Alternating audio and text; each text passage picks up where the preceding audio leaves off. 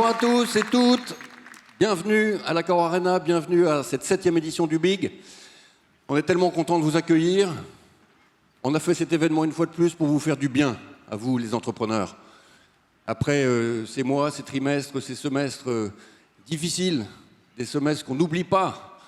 On n'oublie pas par quoi on est passé, on n'oublie pas par quoi la France est passée. Hier après-midi, le Premier ministre ici s'exprimait devant les salariés de BPI-France pour les remercier et leur dire à quel point, en particulier, BPI-France avait été important dans ces moments difficiles. On n'oublie pas qu'il y a eu un moment tragique, que 150 000 Français sont partis dans cette pandémie.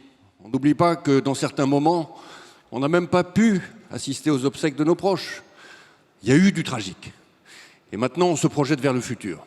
On vous a proposé, concocté aujourd'hui, un programme, je pense, assez électrique, ici sur cette scène. Toute la journée, vous allez avoir 70 intervenants qui vont vous dire comment on conquiert pour grandir. Conquérir pour grandir, c'est le thème de cette année. C'est pas conquérir, c'est grandir, c'est non. Conquérir pour grandir. Et pourquoi pour? Parce qu'en fait, on désire grandir, évidemment. Alors, BPI-France, vous savez, on a une raison d'être. Les entreprises françaises sont invitées à avoir une raison d'être. C'est une loi qui a été votée il y a 2 ans. La raison d'être de BPI-France, c'est permettre aux entrepreneurs d'oser grandir pour servir l'avenir. Ça dit quand même beaucoup de choses. Ça dit en particulier que nous sommes convaincus, mais vraiment convaincus, depuis la création de la banque, que quantité de Français ne sont pas à leur potentiel. On pense que la France n'est pas à son potentiel. Et pour nous, c'est un crève-cœur. C'est vraiment un crève-cœur de voir tant de gens extraordinaires, créatifs, féconds, et qui ne sont pas à leur potentiel. Notre rôle, c'est d'emmener tous ces Français à leur potentiel. Entrepreneurs, entreprenants. Pas indispensable non plus d'être entrepreneur. C'est notre rôle de vous conseiller de le faire. C'est la liberté absolue. On va y venir. Mais vous pouvez être aussi entreprenant, tout simplement, navigant de vos vies. Et c'est ça qu'on cherche à faire. C'est ça l'objet même, le cœur de la mission de BPI-France, c'est emmener la France à son potentiel. On considère inacceptable que les États-Unis croissent depuis 15 ans, tous les ans, plus que nous. Pourquoi? Parce qu'ils sont à leur potentiel, c'est tout. Et pas nous. Nous, il y a quelque chose de fermé. On veut ouvrir tout ça. Et c'est possible. Jamais, jamais, jamais il n'y a eu autant dans la boîte à outils d'outils permettant aux entrepreneurs de se lancer. Pratiquement sans risque. Jamais. Voilà. Donc, le modèle français, c'est un modèle où il doit y avoir 2 fois plus d'entrepreneurs pour financer sa pérennité d'une société hyper protectrice. Sinon, c'est un modèle qui bascule. 2 fois plus d'entrepreneurs, c'est le projet de BPI-France. En un mot. Alors, le thème de cette année, c'est conquérir pour grandir. Pour conquérir, il faut d'abord partir de soi, c'est-à-dire de sa solitude. La solitude, c'est quelque chose qui est parfois moralement pesant, mais c'est aussi une richesse extraordinaire. J'ai retrouvé une phrase de... Je ne cherche pas à faire des citations, mais il se trouve que celle-là m'a frappé, de Diderot, qui dit « Il faut toujours avoir un sentiment au fond de son cœur qui isole, même quand on est en société. » Et cette espèce de graine, on a tous une graine de folie, mais on doit avoir tous une graine de solitude. Et cette graine de solitude, c'est de là qu'on part, pour pouvoir se dire « je ne vais pas être comme les autres ». Et alors le problème, c'est qu'une fois que vous avez dit ça, vous avez tout votre entourage qui vous dit « mais qu'est-ce que t'as? Pourquoi tu veux partir? Pourquoi tu veux être différent? Qu'est-ce qui te manque chez nous ?» Et donc, on vous culpabilise. Alors, on va vous expliquer que vous allez échouer, ça c'est sûr. De toute façon, vous voyez sur le visage de vos proches une compassion qui est celle de gens qui voient, qui lisent sur votre visage l'échec inévitable. Sauf que, ben non, il n'y a aucune raison que ça se passe comme ça. Mais vous avez votre graine de solitude, qui est aussi votre folie peut-être, et qui vous dit que non. Et à la question « pourquoi tu pars ?» et « pourquoi tu nous quittes ?» vous ne savez pas répondre. Il y a un très très beau poème qui dit « la rose est sans pourquoi ». Pourquoi est-ce que la rose pousse?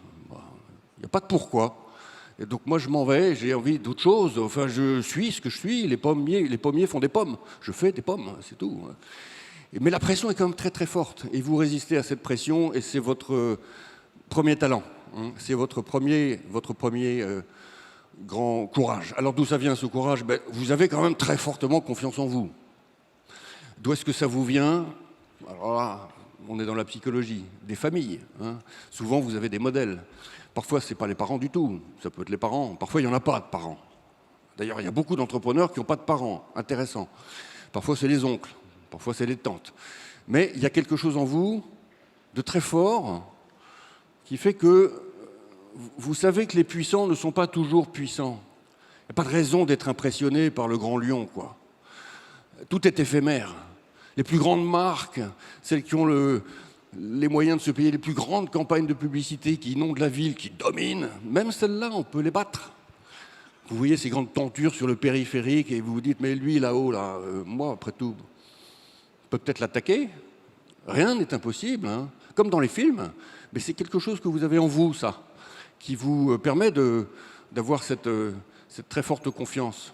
Et vous savez que ça va être dur, vous savez que le réel va vous résister. Mais vous n'allez pas accumuler les plans A, les plans B, les plans C au cas où vous échouez. Vous savez que vous pouvez échouer. Hein, mais vous le savez légèrement, vous ne le savez pas lourdement. Et ça fait partie de cette espèce d'esprit chevaleresque de l'entrepreneur, de l'entrepreneuse, que nous, on adore. On vit avec ça toute l'année. On se nourrit de cet esprit chevaleresque. D'ailleurs, si vous regardez cet événement, vous voyez qu'on a transformé complètement l'Accor Arena, comme on le fait tous les ans, mais on l'a encore plus transformé cette année, puisqu'on a fait monter des tribunes un peu partout. Et on a l'impression d'être au cœur du Krach des Chevaliers. Je ne sais pas si vous voyez ce que je veux dire. Une espèce de grand château fort, c'est le vôtre. Hein, c'est le château des chevaliers. Voilà, c'est votre esprit chevaleresque qui est récompensé là. Voilà.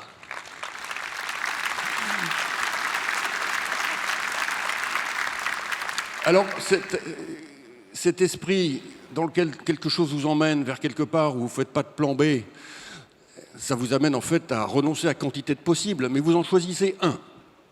Et là, vous êtes obsessionnel de ce possible. Et ce possible-là, il va vous ouvrir alors un continent totalement inconnu. Et il se trouve que l'inconnu, vous aimez ça. Vous n'êtes pas là pour conquérir le connu, évidemment. Vous êtes là pour conquérir l'inconnu. Et l'inconnu, vous en mesurez parfois pas complètement toute la profondeur, mais enfin c'est continental, l'inconnu. Hein. C'est himalayen, mais vous y allez par petits pas. Et d'ailleurs, comme vous ne pouvez pas surplomber, vous ne savez pas jusqu'où vous allez. Il va y avoir des méandres, il va y avoir des falaises, il va y avoir des impasses. Dans le langage des start-upers, vous allez pivoter, vous allez renoncer aussi, vous allez devoir rebrousser chemin, repartir. Vous allez être confronté au réel, à nouveau. Et le réel, c'est bien ce qui vous dit non. Hein, le réel, c'est ce qui fracasse et qui vous force à grandir. Et c'est ça que vous vouliez, en fait. Vous vouliez grandir en vous-même et par vous-même. Et vous saviez que si vous ne viviez pas cela, vous ne vivriez pas votre vie, tout simplement. Hein. Vous n'arriveriez à rien dans votre vie. Et ça, vous le sentez très, très fortement. Donc l'inconnu, ça vous plaît. Alors, quand vous avancez dans ce parcours, qui est un parcours profondément personnel, hier, on avait des témoignages d'entrepreneurs incroyables dans un événement que nous avons fait sur la Deep Tech, il y avait dans cette salle 1000 doctorants, PhD, qui venaient écouter des entrepreneurs pour comprendre s'ils avaient, eux, ce désir-là ou pas. Et les entrepreneurs disaient pratiquement tous, c'est presque une démarche spirituelle que d'avancer comme ça dans ma solitude vers mon projet. Hein, alors que j'ai tant de bruit autour de moi qui m'indiquerait que, au fond, je n'ai qu'à obéir. Eh bien non. Hein. Alors, ce parcours, il vous change, il vous construit, mais il vous détruit aussi. Vous travaillez comme des fous, ça, je pense que vous serez tous d'accord pour le dire. Vous faites partie de cette France qui ne compte absolument pas ses heures. Vous travaillez 100 heures par semaine, toutes les semaines, 52 semaines. Et ça peut vous assécher, évidemment. Et par ailleurs, vous avez charge d'âme, vous avez vos salariés, vous avez vos familles. Mais comme vous êtes au fond, grands vivants, il se trouve que vous absorbez tout ce stress.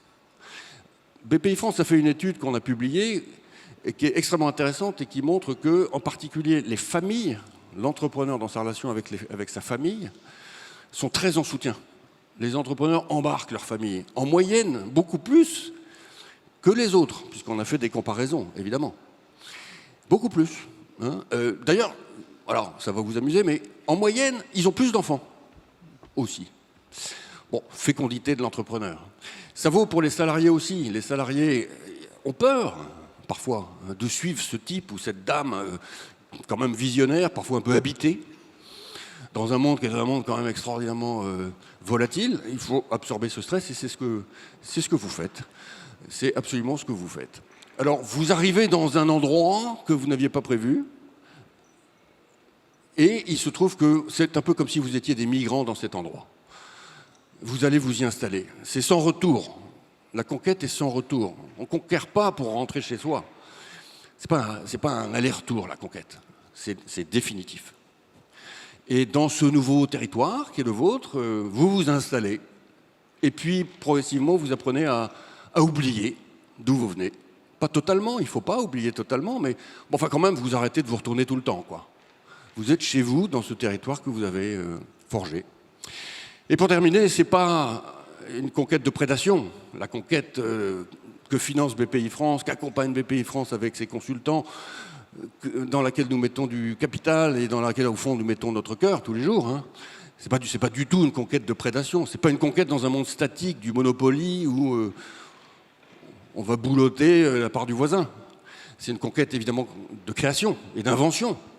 C'est une conquête très fortement fondée, et c'est la chance qu'on a aujourd'hui, sur la multitude des révolutions technologiques qui font se lever devant nous des continents à nouveau de possibilités, d'opportunités, de nouvelles entreprises qui vont naître sous nos yeux. Donc c'est une conquête féconde, hein, une conquête de créativité et qui alimente votre propre désir de fécondité. Voilà ce que je voulais vous dire ce matin. Alors évidemment, vous comprenez, quel est le rôle de BPIFrance dans cette affaire? Je pense que c'est assez simple. On se conçoit comme éditeur d'auteurs, comme impresario de chanteurs, producteur de metteurs en scène. On est là pour vous permettre d'accomplir complètement ce parcours-là. Ce rêve flou du début qui devient de plus en plus précis. On est là pour rester avec vous quand ça ne va pas. On est là pour vous parler quand vous venez nous voir parce qu'il faut échanger, quand vous vous posez. Hein. On est là pour ça. Et je voudrais dire et redire que la France s'est dotée d'un outil avec BPIFrance unique, absolument unique. Une boîte à outils qui n'existe nulle part ailleurs en Europe, mais même peut-être au monde, honnêtement. Hein. Je le dis régulièrement, à part le Canada qui a quelque chose qui nous ressemble, sinon c'est tout. Il n'y a qu'en France, hein, où quand vous allez à l'agence de Montpellier ou à l'agence de Lille, vous avez tout. L'equity, le conseil, les accélérateurs, la création d'entreprise, le financement, la garantie, le financement d'innovation, vous avez tout. Tout, là, chez vous, dans les territoires. Je pense que vous pouvez le reconnaître. Et donc, et par ailleurs, les moyens, la puissance qui nous est confiée en mandat, est également tout à fait considérable. On peut vous accompagner. Il reste encore des petites failles qu'on essaye de combler, notamment dans les startups industrielles, mais on peut vous accompagner. Et donc, jamais il a été aussi facile d'entreprendre en France. Jamais. Absolument jamais. En plus, Xavier le disait l'autre jour, on a fait un événement ensemble, la culture de l'échec est en train d'être transformée en France. Si vous échouez, après avoir tenté, si vous pouvez, au fond, montrer que vous avez fait un vrai parcours, ben ça rassure le financeur. Nous, ça nous rassure que vous ayez un peu échoué, finalement. Hein. C'est tout à fait nouveau, ça. Et donc, pour ceux d'entre vous qui m'écoutez, en digital en particulier, qui ne sont pas encore entrepreneurs, qui n'ont pas encore totalement dans la jambe là, l'énergie nécessaire pour faire le pas, hein, n'ayez pas peur, quoi. Vraiment, n'ayez pas peur. Ok, peut-être que ça ne va pas marcher dans 2 ans. Bon, ben voilà, dans 2 ans, vous ferez autre chose et vous serez entreprenant dans une entreprise entrepreneuse. Et puis un jour, voilà, vous naviguerez. N'ayez pas peur. Mais en revanche, ce que je veux dire, c'est que Je répète, il faut qu'il y ait 2 fois plus d'entrepreneurs en France. Notre modèle, en particulier social, après tout ce qui a été fait pendant la crise du Covid, vous connaissez nos finances publiques, ne peut pas tenir s'il n'y a pas 2 fois plus d'entrepreneurs. Donc ça tombe bien, on est là pour vous. On vous attend, merci.